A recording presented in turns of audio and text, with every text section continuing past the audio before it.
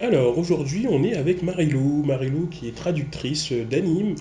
Est-ce que tu pourrais te présenter, s'il te Oui, plaît? alors bonjour, moi c'est Marie-Lou Leclerc, si vous voulez connaître mon nom de famille.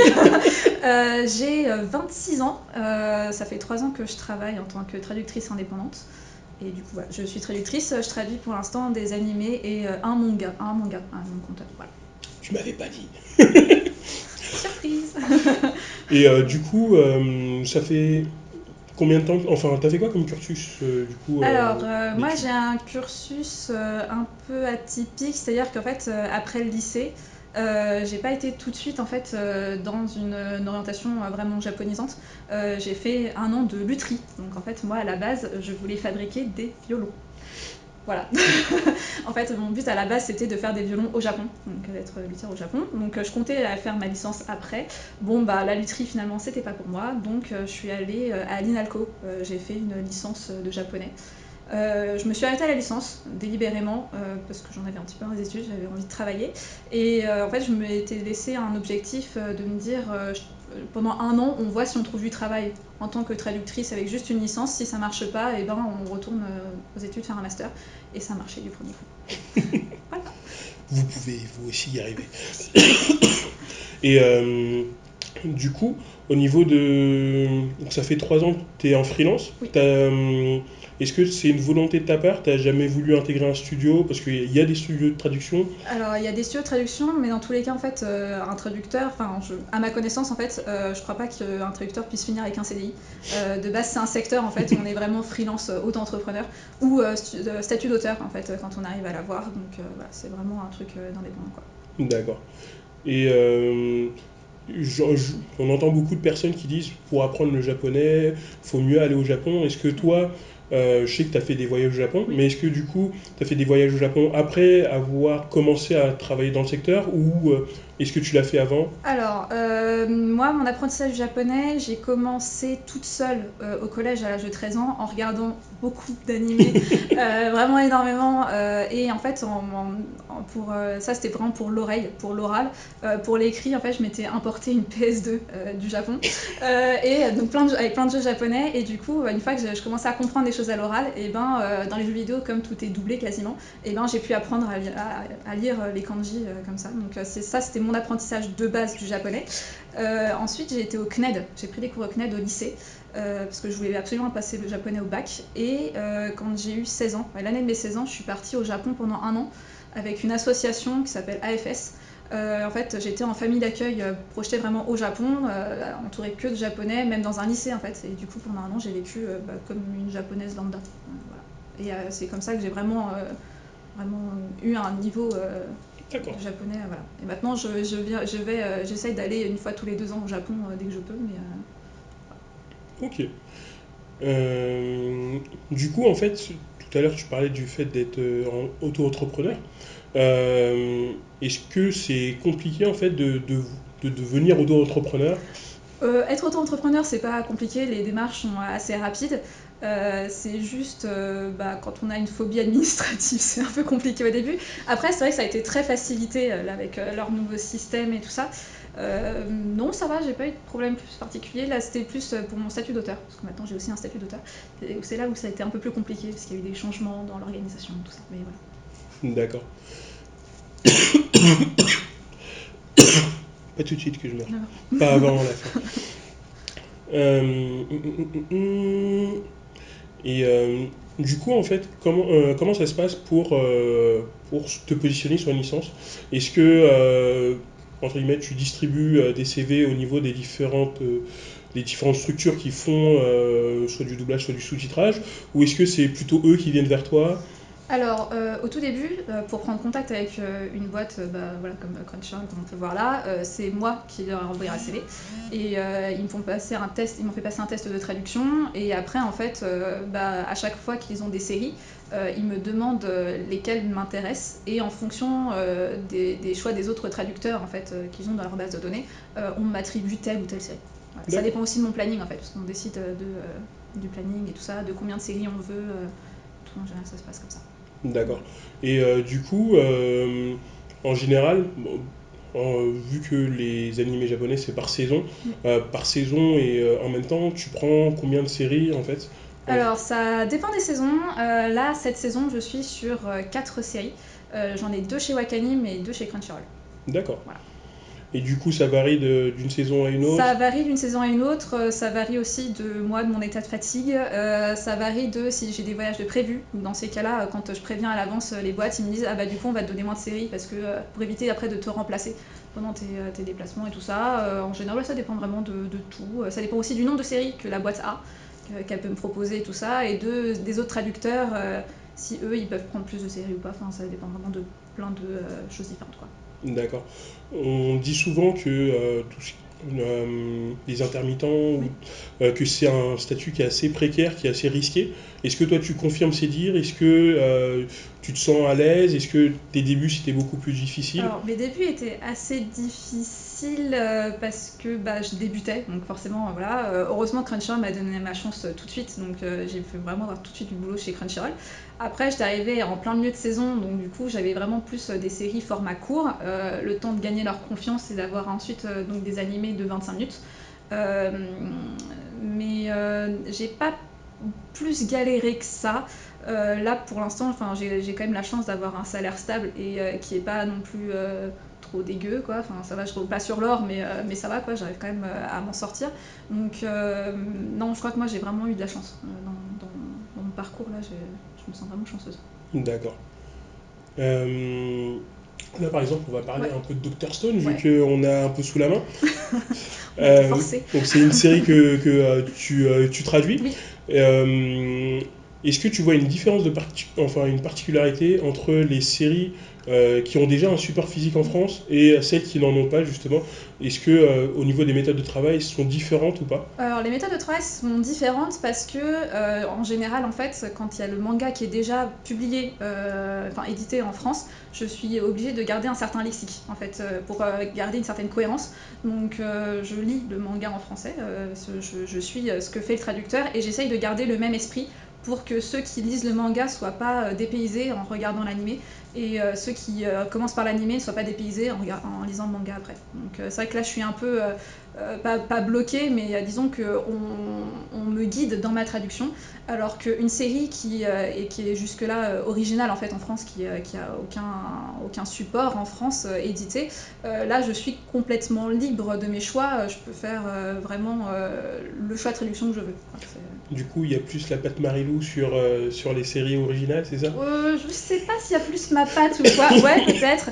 Bah, en tout cas, bah, j'essaie toujours de mettre ma patte, hein, parce que quand même, ça reste quand même mes séries, mais oui, peut-être que c'est plus fidèle à ma façon de traduire une série où il n'y a pas une autre traduction derrière. C'est une bonne question, je sais pas trop. À vous de me dire si vous regardez mes séries. Voilà. On fera le listing après. C'est ça. Du coup, pour toi, quelles sont les qualités indispensables pour être un bon traducteur? Euh, des qualités indispensables, il faut être patient parce que des fois en fait on peut attendre longtemps le matériel et ça peut être assez frustrant de temps en temps. Il faut être très réactif parce que quand on l'a, il faut le faire quasiment tout de suite. Enfin, ça dépend des fois en fait en fonction des studios, mais des fois on l'a que en général 3-4 jours avant. Et on doit le rendre assez rapidement, quoi. Donc il faut être très très réactif. Il faut pas avoir beaucoup de vie sociale parce qu'en fait c'est vrai qu'avec ce genre de métier en fait on, on annule souvent tout à la dernière minute parce qu'on a du travail qui vient de tomber ou des choses imprévues qui se passent. Du coup, oui, il faut accepter aussi de cravacher, quoi, de travailler. Moi, des fois, j'ai des horaires, des amplitudes horaires très, très larges. Euh, du coup, ouais, les week-ends en ce moment, c'est assez rare. Donc, il faut vraiment ouais, aimer travailler de chez soi aussi. Parce que, bah, en fait, on travaille de chez soi quand on est traducteur. Du coup, il faut réussir à se concentrer, réussir à être concentré. Et je pense qu'il faut surtout être passionné. Du coup, au niveau du matériel que Oui, toi, tu as à ta oui. disposition pour faire les traductions, est-ce que toi, par exemple, tu as l'épisode en entier? Est-ce que tu travailles sur juste avec le texte? Est-ce Mhm. qu'il y a des esquisses pour que tu puisses comprendre en fait ce qui se passe en fait à l'écran ou pas?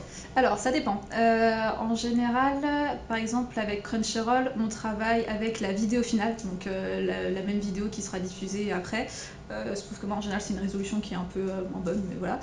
Et le script, donc vraiment le scénario, enfin vraiment le script qui est lu par les doubleurs. Ça, on me l'envoie en fait en fichier. Pour que je puisse avoir et le support visuel et le support écrit, parce que des fois en fait quand par exemple il y a plusieurs personnages qui parlent en même temps ou qui crient qu'il y a une explosion ou je sais pas quoi, des fois on n'entend pas bien en fait ce qu'ils disent, donc on a besoin des scripts, ce qui est un peu compliqué quand des fois en fait on les a pas, de tout faire à l'oreille des fois c'est un peu compliqué. Mais par exemple avec Wakanim, en fait en général on me donne à l'avance les animatics. Donc en fait, c'est l'épisode qui est encore sous forme de croquis, d'esquisse, mais qui commence à être animé, mais en fait, c'est pas un rendu très fini, c'est un peu les brouillons, quoi, si on veut. Donc j'ai les animatics et j'ai toujours les scripts, et une fois que ça c'est fait, et ben, j'ai les vidéos finales quand elles sortent. C'est une manière en fait qu'ils ont mis en place avec les studios japonais pour qu'on soit sûr en fait d'avoir les traductions faites si jamais la vidéo a un peu de retard, juste comme ça. D'accord. Et vu que tout à l'heure tu disais que maintenant tu te mets aussi au manga, Oui. c'est quel manga du coup que Alors, c'est The Isolated Zone, qui est chez Ototo? non, chez H2T. Chez H2T, Ah d'accord. c'est leur premier manga japonais. Ok. Voilà. D'accord. Moi, c'est à Et partir du tome 4. ok. Et du coup, comment t'as perçu la différence entre l'animation, le manga? Ah, ça n'a rien à voir. C'est vraiment deux manières de traduire différentes, enfin de travailler en fait. Ça prend beaucoup plus de temps le manga. Enfin, je passe beaucoup plus de temps dessus. Et c'est beaucoup plus difficile de savoir qui parle. Parce que forcément, en fait, là, on ne voit pas directement. Des fois, les bulles sont faites de manière à être un peu plus ambiguës. Donc, c'est vraiment un travail beaucoup plus dans la subtilité. Parce qu'on n'a pas vraiment d'image pour nous aider, pour nous appuyer en fait sur certaines choses. Comme là, le japonais est une langue de contexte. Des fois, en fait, c'est vraiment très vague dans les scènes, dans les mangas, et du coup, faut vraiment bien comprendre ce que veut dire l'auteur des fois. Donc c'est un peu plus compliqué, mais je trouve ça vraiment très intéressant. Enfin, les deux manières de travailler en fait me plaisent vraiment énormément. Ça change. D'accord. Et est-ce que du coup tu as eu des propositions ou des envies de faire quelque chose qui est autre chose que l'animation japonaise? Je sais pas, par exemple du documentaire, des interviews, des... Alors, moi, je suis aussi interprète à côté, donc de temps en temps sur les salons pour Crunchyroll, je suis interprète, je suis très corporate. Je fais des fois donc des salons en tant qu'interprète. Je suis aussi des fois sur un salon pour représenter une marque de biberon japonais. Voilà, sinon, j'ai pas eu particulièrement d'autres offres à côté. Moi, en fait, ce qui me plaît le plus, c'est vraiment tout ce qui est voilà, Japanimation, les mangas. J'aimerais bien un jour faire des jeux vidéo aussi, par exemple des visual novels. Ça, c'est un truc que j'aime beaucoup. Je joue à beaucoup de visual novels. Et sinon, un de mes grands rêves, ça serait aussi des livres pour enfants. Parce qu'on a beaucoup de livres pour enfants qui sont japonais en fait sur le marché français. Et c'est un domaine que vraiment j'aime particulièrement. Du coup, voilà. Un jour, j'aimerais bien. D'accord. Du coup, est-ce que tu aurais des conseils à donner aux jeunes qui aimeraient, ou même à leurs parents, qui aimeraient justement basculer dans ce Dans ce côté? côté-là, il faut d'abord, avant d'essayer de maîtriser le japonais, maîtriser le français. Parce qu'en fait, quand on est traducteur, on passe plus de temps à travailler le français que le japonais, en fait, puisque forcément on s'adresse à un public français, donc il faut vraiment soigner le français. Si possible, partir au Japon, parce que vraiment, c'est quand on est baigné dans la culture, rester même plus de 3 mois ou quoi, si possible, parce que on est baigné dedans, et du coup, ça vient naturellement au niveau de l'oreille et tout ça. C'est vraiment un gain de temps, je pense, qui est considérable. Sinon, vraiment, il faut manger, boire, dormir Japon, quoi. Vraiment, dès qu'on peut écouter du japonais, l'écrire ou quoi, moi je sais que ce qui a vachement marché, c'est de penser. En fait, comme j'avais pas de locuteur japonais à qui m'adresser pour vraiment progresser, apprendre la langue, et ben j'essayais de penser en japonais, donc même des phrases débiles, hein, genre qu'est-ce que je vais manger aujourd'hui, et ben j'essayais pour plein de petites choses, petit à petit avec le vocabulaire que je connaissais ou que je connaissais pas, mais pour essayer de me dépatouiller pour trouver ce que je voulais dire, et ben je passais beaucoup de temps à penser en fait en essayant de penser en japonais. Voilà, c'est une méthode un peu de galérien, désolé. On Mais fait avec ce qu'on voilà. peut. On fait avec ce qu'on peut. Voilà, j'avais pas beaucoup de moyens à l'époque, donc voilà, ça vraiment, je pense que Ce qu'il faut pour se lancer dans le japonais, c'est vraiment essayer d'en bouffer le plus possible, quoi. C'est vraiment indispensable.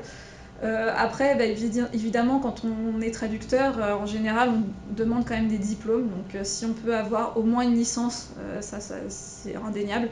Ce qui compte beaucoup, là, c'est plus côté Japon, je pense, c'est le JLPT. Le JLPT, voilà, minimum N2, je pense, pour être traducteur. En général, ils demandent plutôt du N1, parce que c'est le niveau le plus élevé. Voilà. Après, il faut tenter sa chance. Moi, j'y suis allée beaucoup au culot, et ça a marché. Donc, allez-y, foncez. D'accord. Et du coup, en fait, comment l'a pris ton entourage quand t'as dit ouais, moi je veux travailler dans la traduction. J'en ai marre des violons. Je veux faire la traduction.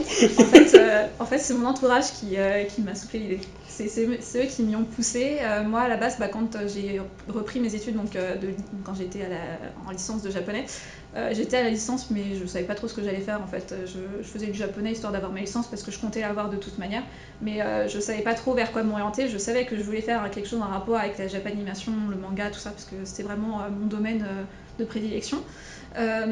Et en fait, j'ai mon entourage, donc mes parents et mes amis, notamment mes amis de la fac, qui me disaient mais tu sais, faudrait que tu fasses de la traduction, ça a l'air de bien te plaire et tout, t'es forte et tout ça. Et c'est vrai que mes cours préférés, c'était les cours de traduction et d'interprétation. Et du coup, j'ai bien réfléchi, je me suis dit, ouais, go. Et du coup, ils avaient raison. Bah ouais, moi en fait, je me verrais pas faire un autre métier. C'est vraiment un truc que j'adore faire. Je suis super contente à chaque fois de retrouver mes séries et tout ça. Enfin, voilà, en fait, traduire pour moi, c'est un peu comme faire du théâtre. J'ai fait un peu de théâtre à la fac. Et en fait, c'est vraiment d'imaginer comment un personnage parle et tout ça. C'est un peu un travail d'écriture. Même si moi, j'ai tendance en général, quand tu me demandes d'écrire une dissertation, toi, j'ai le syndrome de la page blanche. Donc j'étais un peu sceptique au début à l'idée d'être traductrice. Et je me suis dit, mais je sais pas écrire, je saurais pas faire ça, machin. Et en fait, finalement, ouais, je prends ça vraiment comme du théâtre, quoi. Je m'amuse avec les mots et c'est vraiment un truc que j'adore faire, quoi. Ok. Je sais pas si j'étais très claire. Oui, si tu l'as été. Eh bien, je te remercie beaucoup. Merci à toi.